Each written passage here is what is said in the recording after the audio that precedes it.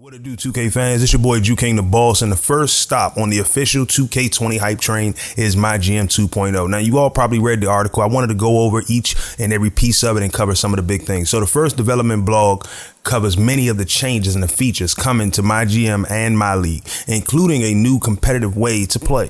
So I'm going to break down all these new features and changes, and in the description I'm going to leave a link to the NBA 2K Notes Facebook page where you'll be able to read every dev blog as they release them. Make sure to follow the channel to stay up to date with all your NBA 2K20 news. But for now, let's dive into MyGM 2.0. First, we take a look at the design philosophy. So the goal for the dev team was to improve on some of the things that make MyGM and MyLeague fun and refreshing, while also making it more akin to the sim aspect of the NBA, all while creating a brand new experience that's accessible for everyone to dive into. Now, MyGM specifically has a ton of new features that look to make the mode a must-try for new players and add a competitive aspect for the veteran fans of MyLeague. Things like action points, a score and leaderboard system, a skills tree system, new task system, revamp relationships, sponsorships, and branding are all there to take the game mode itself to the next level. All right, so let's first take a look at the action point system that's new to NBA 2K20. So one of the biggest additions to MyGym specifically is this system. So AP will take the decision-making aspect of the game mode itself to the next level. Now, in previous iterations of MyGM, you could do an unlimited number of tasks in one day. And I think that's what kind of made it a little boring to me, because there was no risk reward or no choice and consequence system. So now each day you'll earn a certain amount of AP, and that's going to depend on which difficulty level you choose to play on. And we'll touch up on that a little bit later. But each task is going to cost a certain amount. So you'll have to decide what actions that you want to take that you believe will turn your team into a winner. Whether it's making a trade, talking with players, staff, or other GMs, or even playing games, everything is going to cost AP. Now, it seems problematic, but there's some good news at the end of the tunnel. We'll get to it later. Now, what I like about this system is it gives you a chance to actually carve out your legacy your way as a GM. Now, in some games you might feel that you need to play because these are tough games and you look at your team. Other games you'll look and say, okay, I can sim this game. I think my team will grab this win. I'm good with that. Now, one thing that makes the AP system so great is as you progress with the leveling system, which we'll talk about in a few, you'll be allowed to kind of carry over AP day after day. So you'll be able to kind of bank AP as you level up, and you can earn more AP. Now, the thing about that is you can then take that AP and use it for things like scouting, or you can use it for something like initiating a trade, or even chatting with players, or even dealing with training. So the new action point system is going to make decision making mean a whole lot more. Everything it seems like they're adding to MyGM boils down to making your decisions have more weight, have more choice, have more feeling, and have more consequences. So with the AP system that they put into place, 2K still wanted to create a way to separate the noobs from the vets. And I enjoy that because I'm a noob. I played the past couple years, but I never stuck around with it long enough. So they introduced this thing called a score and a leaderboard system. Now, and I love that already because it allows you to compete with other players playing the same game mode. Now, most actions you take in the game, they're going to fall under two categories. The things that you do that improve your team will earn you experience, and the things that you do that show off your prowess or your skills as a GM, those things are going to increase your score. So things like winning games, making the playoffs, earning awards, whether it's player awards, team awards, coach awards, or even, championships and things of that nature, are going to get you a greater score. They're going to go towards your score. Now, you can earn a greater score when you use a team that you have to develop. So if you're using a stack team, the way they looked at it, if you're using a stack team, you'll earn fewer points. And I like that because it means that you can't take a Golden State and just sim through, the 5 years if you're playing on easy, 10 years if you're playing on medium, or 15 years if you're playing on hard. You can't just sim through all that and just be in the top 10 or top 5. I mean, I don't know. You might. People have found ways to get it done. So using teams that need to truly be built from the ground up is a kind of a shot in the arm that I was looking for from the MyGM. I always think that they've done a great job, but it never held my attention long enough. This is something that I feel could really level that playing field. And I think it's really good for Sim Nation. You know, I'm not a part of Sim Nation. They really do love their franchise mode, and I love seeing that 2K is putting this kind of love behind it, and hopefully it's something that is done well and it's received well from the Sim Nation community, from, you know, the people who, you know, they throw it all on the line for franchise mode. Now, me myself, I enjoyed the MyGM story over the past 2 years, but always felt that it had too much dialogue. Now I'm looking forward to jumping on this on easy mode, and seeing if I could turn the Wizards into a dominant competitor in the East, and then move up the leaderboards and try again on medium and hard. I think this is going to be pretty cool, especially when there's certain times of the year where 2K servers are having issues and trying to play a game is getting weird. So, you know, I got this to kind of fall back on and look towards and have some fun if I want to continue playing some 2K. All right, so now let's take a look at the new leveling and skill system. So they finally revamped the leveling system. Now, in previous years, when you leveled up, you were given a choice of somewhere between 3 and 6 random upgrades. They were either facility upgrades or added persuasive pitches to your repertoire. Now, it was so random, and I understood where they were going, but it was so random. It was almost as random as a My Career cap breaker, okay? Now, this time, improving your team by winning games and completing goals can earn you XP. When you earn enough XP, you level up, and this time you're given a skill point. These points can be used on the brand new skill tree system that is designed to create a GM style. So there are 5 branches to this tree, each with their own boost and own effect on the team. So first you look at the leadership GM, a person who is there to boost the relationships within the organization. So this leader leads by example. They boost trust faster. They have less trust loss in press conferences, and you gain boosts for playing games. Now, your next GM is your diplomacy. So your diplomacy GM is efficient at building trust with several groups through chit chats, help to improve revenue, and help sign big names. All right, so you can sign big name free agents through this kind of diplomacy, and I like that. It depends on which way you like to play. So your next one you look at is your insight GM. So insight GMs can easily understand what affects the mood and trust of the team, and access the trade finder and improve scouting. So I'm guessing you got to spend a couple points to be able to access the trade finder, and I'm hoping that you only got to spend like 1 point in order to access the trade finder, because it'd be weird if you can't access the trade finder by not spending points, by not spending enough points on insight. Now, the next one is the finance GM. This GM is all about money. They can help improve revenue, sign players for less, and gain additional sponsorship slots. Now, the last one is your facilities GM. These are the GMs that can invest in facilities for permanent boost in what they says is 1 of 5 areas. Now, I don't know exactly which areas they're focusing on, but they can also boost players on game days, and they can also turn high attendance numbers into improved sponsorship relations. So we'll talk about sponsorships later, because they didn't mention it too much in this article, but I do have some thoughts on that. Now, essentially, you can look at this like an archetype system for MyGM. You can build whichever way you want that you think is the best for building a winner, building a winning franchise, building a winning organization. And you can choose that based on what you think your franchise needs. But you also earn passive benefits that you gain as you level up, and these things will be like earning more AP per day, and also the ability to bank AP from day to day. So it seems like you'll start off by not being able to bank your AP, which means you need to use it or lose it. But then if you level up enough, you'll be able to start to bank AP on a day-to-day basis, probably once you get up to like level 3 or something like that, something simple. Now, I like this system, my personal opinion.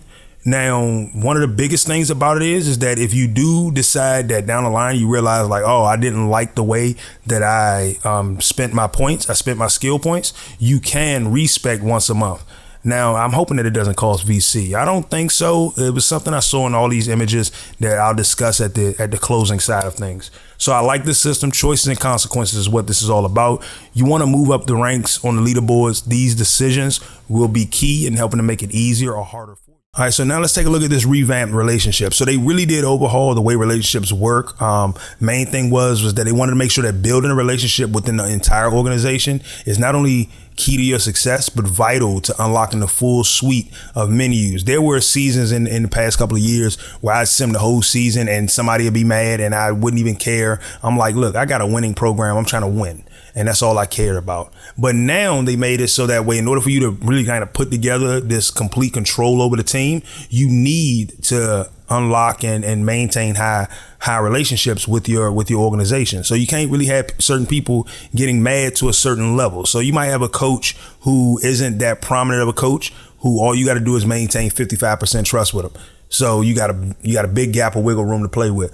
But then you got some coaches where you need to be able to maintain 90% trust with them. So things like that the coach will keep their in-game strategy locked down, and you won't be able to access it until you build and maintain those levels of relationships with them.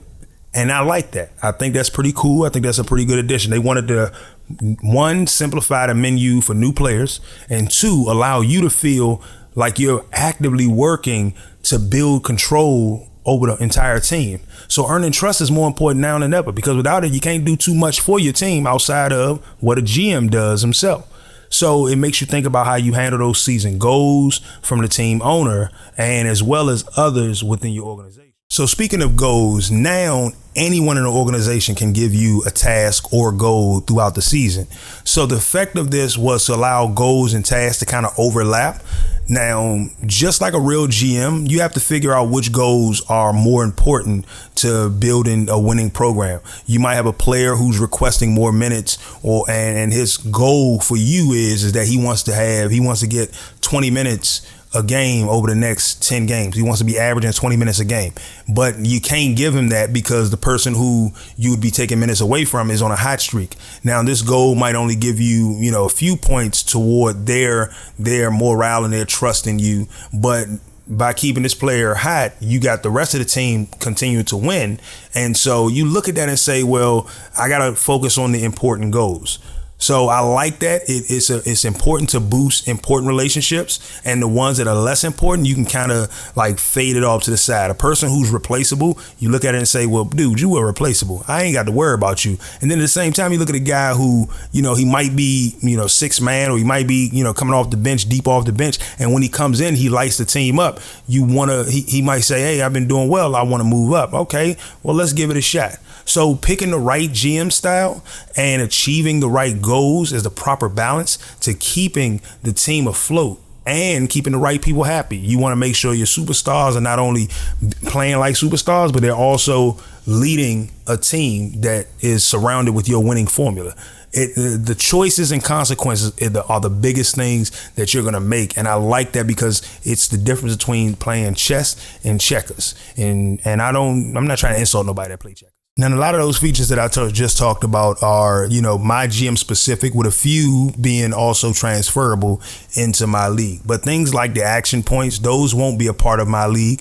Because this mode is really reserved for the veterans who like to compete with their friends on a more personal level, who like to start their own leagues. And, you got your little paid leagues and free leagues and all that kind of stuff. So what they did do was they didn't forget about them. They didn't forget about this part of the community. This is the part of the community that made MyGM what it is, and they're the ones that continue to actively make MyLeague better and better. So they did add a few specific MyLeague features that seem to be pushing towards creativity.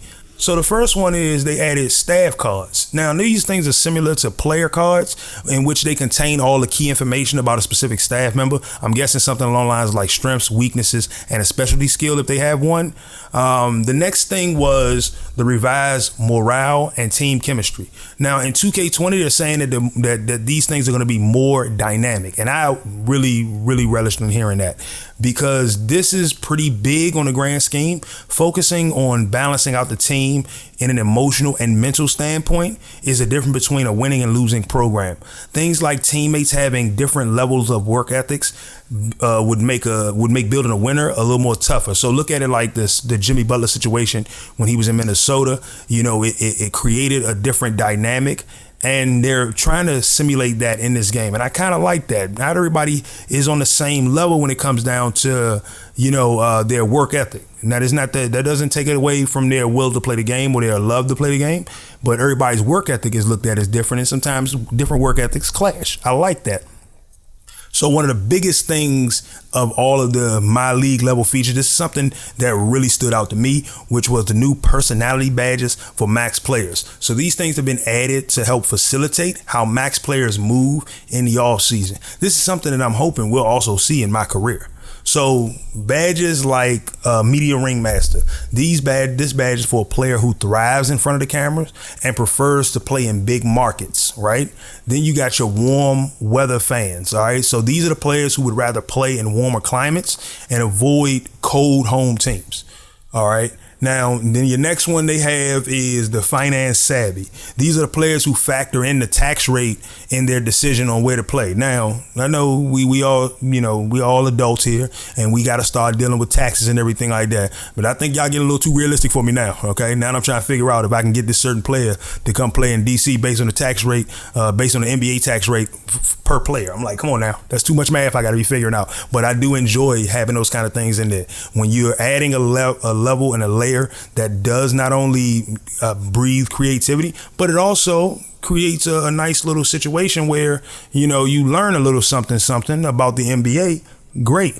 Okay. So another thing is I would love to see how these badges play out in my career. I kid you not. So whether or not you can choose these personality badges as you level up, or like if it's a leveling reward system when you hit 90 or 91 or something like that, it would be cool if a team like Minnesota offered you more money because you like warm weather climates, but they really want you on their team. So they use that as a way to offer more money. That would be pretty cool to see in my career. So another thing was one cool little tweak that they added, and I skipped over it so many times. And when I finally got a chance to actually read it, was they added this tweak in the menu that gave you the ability to scroll quickly using left trigger and right trigger. Now that seems like something simple, but essentially what they meant was when you want to tweak sliders or when you want to change values in editing players, you can use left trigger and right trigger to make that a lot faster. And I always thought that was cool. If you change the sliders for a different simulation experience,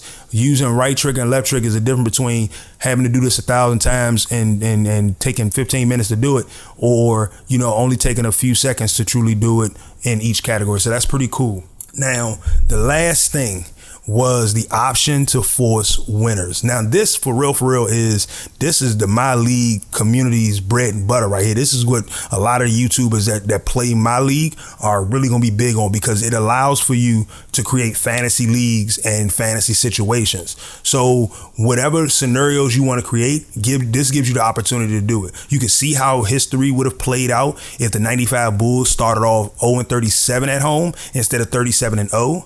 And then you can also see what if the worst team of players in the league went 82-0 in the regular season? Would they be able to win it all in the playoffs? Could they chemistry get up enough to a point where they can actually be winners? Because you can actually choose the outcomes of individual games. I think that's pretty cool on a MyLeague level. Now, these things are great for creating content. I really do believe that when it comes down to the My Team community, not only looked at the different articles and the different forums, but they really dived into one of the bread and butters of it, and that's looking at how content creators use My Team. You've always seen online, like if you go on YouTube, you'll see somebody got a video talking about something. Can I take this team, insert team name here, 82-0? Can I rebuild this team? Like, you really have the opportunity to create those scenarios. So that's going to be pretty cool, even on the MyLeague structure level format. So, those are my concepts behind it. All right, so I've tried out the MyGM mode since 2K18, but I've never stayed with it long enough. And that was mainly because I played a lot of my career, but also because it didn't feel like it was challenging enough. And sometimes it felt like it was too easy of a challenge. Now, I set myself up for that failure because I was always setting the settings which was easy for me, so that I give me room to make errors and make mistakes. But doing whatever you want with no real consequences, the ability to do as many tasks you want in the course of a day without the consequences, literally gives you no challenge. So now when you look at these pieces that they're putting into place, all these new features from the AP to the scoring system to the new skill system, now with all these pieces they put into place, it should make for a solid year for MyGM, I think a phenomenal year for MyGM. Though the one thing they didn't mention much about was how the sponsorships and branding was going to work. So if they incorporated it the way I think they did, you can almost bet that they're going to, it's going to be comparable to My Career local sponsorships and brands. Okay. Which, you know, it's not bad. If that's the case, I'm all for it, because every team has local endorsements that bring in extra revenue, that bring in extra income. So it'd be cool to see if that's the route that they take. Now, that's my take on the breakdown of the blog. Sorry, the video was extremely long, but let me know down in the comments below. If you're a MyGM fan, are you looking forward to trying out these improvements? Which feature are you looking forward to the most? And if you never played MyGM or MyLeague, does this seem like something that'll make you want to come try it out? You know, this your boy JuKING the Boss. I'm looking forward to MyGM, but like I told you earlier in the video, stick with the channel. We're going to be covering all the 2K news as it drops.